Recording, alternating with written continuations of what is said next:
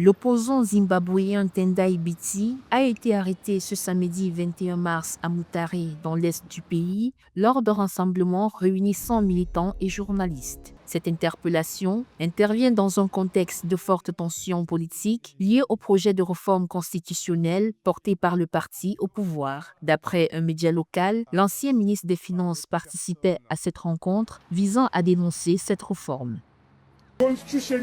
Notre constitution ne doit pas être modifiée. Elle est le fruit de notre histoire, de nos luttes et de notre volonté collective de bâtir une nation juste et libre.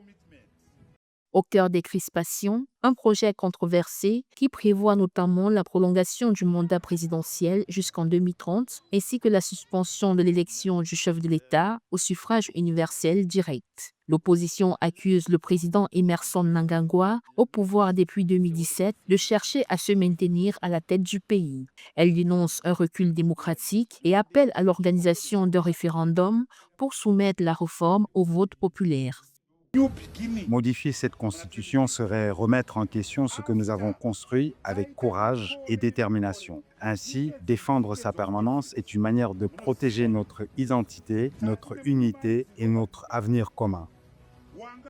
Toutefois, le Parlement largement contrôlé par le ZANU-PF pourrait faire adopter le texte, la majorité disposant du nombre de voix requis. Cette arrestation survient dans un contexte de durcissement du climat politique au Zimbabwe, marqué ces derniers mois par des restrictions des libertés publiques et une pression accrue sur les opposants.